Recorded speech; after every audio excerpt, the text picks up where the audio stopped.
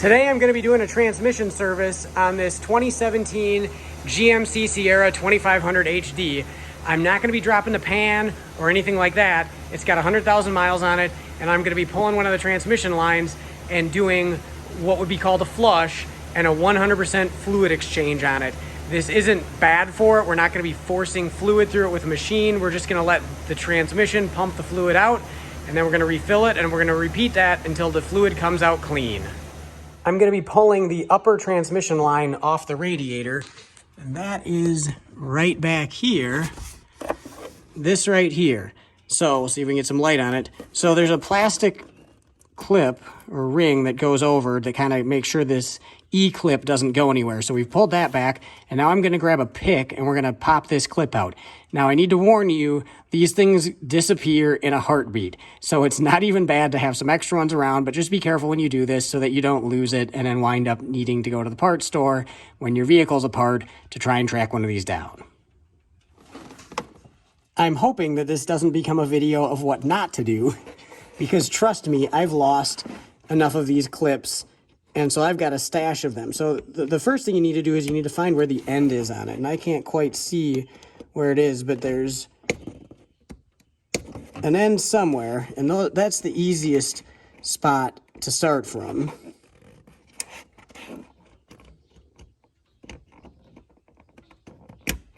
Okay, so I think it's on the bottom here. And we're just going real time with this. Sometimes this is a struggle. So I edit out a lot of wasted time because you don't want to watch a 30-minute video on how to do a 3-minute project. But I'll do real time on this so you can see. So I'm kind of popping it out there, and it's popping back in. So if I didn't have the camera in the way, I'd grab another pick with my other hand and catch that. But maybe we'll get it. There we go. And now I'm going to put my finger over it so that it won't fly away. And there we go. We've got that out. So the next thing we're going to do is grab a rag, because it'll drip a little bit when we pull that line off. And another important note is you're going to want to strategically place that clip you just took off, because it'll disappear even if it doesn't go flying. You'll set it somewhere and never find it again. So be careful. So I'm going to just tuck a paper towel underneath the line, and then we can just pull the line out of the radiator. And there you go, just a little bit of dripping. Now I'm going to take the clip and I'm going to reinstall it right away. We'll maybe get that out of the way a little bit, but we're going to reinstall it in this fitting.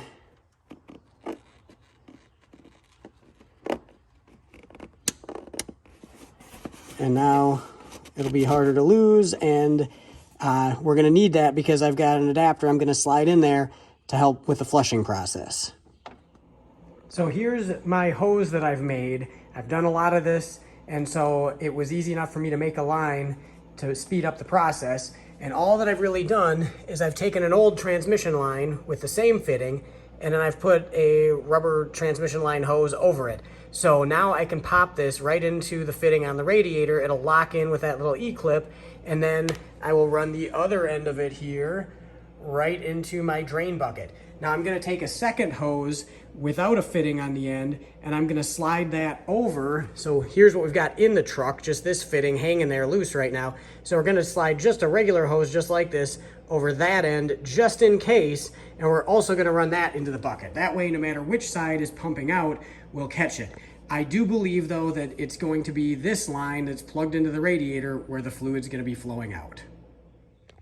Here's my very simple setup. I've got both hoses coming up off of the two different points there and running into, I pulled the funnel off the top of my catch can deal for under the lift, and I've run both lines in there, so I'm going to fire this thing up, and we're going to see which one is pumping out. I believe it's going to be this one. This is the one coming out of the radiator that has the fitting from an old transmission line on it.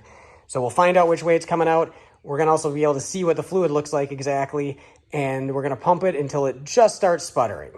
Based on the dipstick, this fluid doesn't look particularly dark, but a lot of times that's deceiving, and when you're actually pumping it out, it looks a little bit darker. But I've got a lot of gallons of this stuff on hand. This meets a bunch of specs, including the GM spec for Dexron 6, and that's what we need for this. So we should be all set with all this fluid. Okay, I've just started it up. I don't think it's gonna be coming out of this line. All right, and I'm right. So it is coming out of the upper radiator fitting. And there it is. It doesn't look too dark as I make a mess because I'm trying to do too many things at once. Don't do too many things at once. But there you go. We're gonna run it until it just starts to sputter, and then we're gonna immediately turn off the truck. And here we go. I can feel it in the line. So we're gonna go turn it off. So the good thing about my mess is you can see what the fluid looks like. That makes it easy. And this fluid does not look scary. So we're probably only gonna exchange a couple gallons out of this. We'll maybe cycle it twice or something, maybe 3 times, but we're not gonna be super worried. You can do this process as many times as you want. You can run it until it comes out smoking clean. Or you can just, in this case, it's not that bad to begin with. So we're just gonna run a couple gallons through and see if it doesn't brighten up a little. It certainly isn't scary. So we're just gonna refill now. I've got a funnel up in the fill tube for the transmission. I've pulled the dipstick out. So we're gonna pour a gallon in, and then we're gonna start this up again.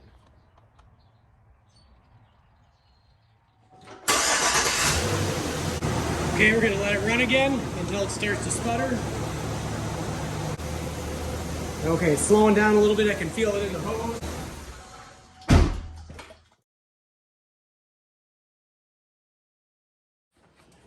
All right, I'm gonna reach back down in here.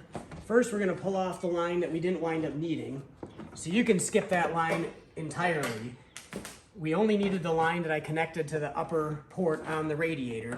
So I'm gonna have to reach back in here and get this clip removed again.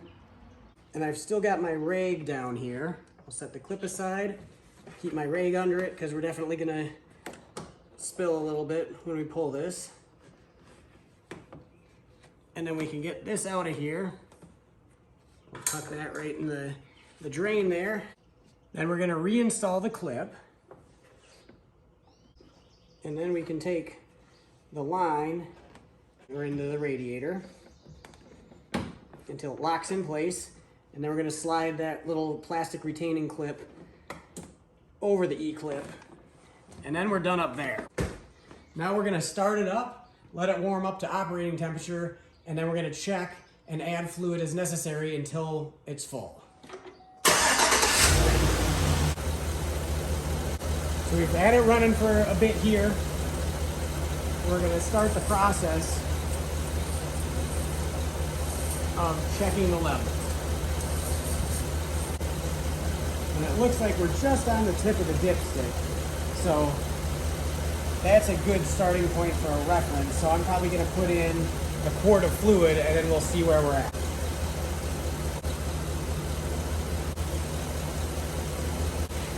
So you could definitely make the argument that you should measure how much you take out and then put that exact amount in, and that's fine. And then of course check to verify you've got it right.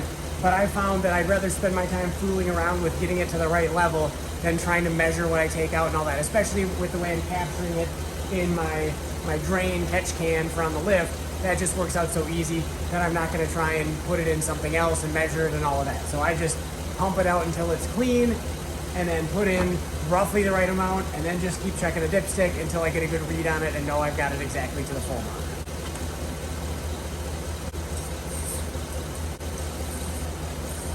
mark. Okay, so I've got a good read on it, and we're right at the bottom of the okay range. So we're gonna put about a pint in, and I think that's gonna get us right about where we wanna be.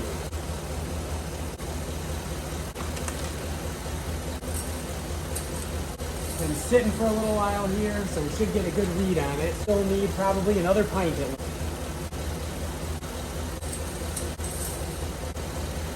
All right, we are right on the money. So I think the best advice I can give you is if you run it until it sputters, you're gonna need about 5 quarts. So it doesn't matter how much you run through, after it sputters, put the lines together and put about 5 quarts in, and that's gonna get you right in the ballpark and then warm it up to operating temperature and just verify that you're right where you need to be. So I've been doing this process since the 90s.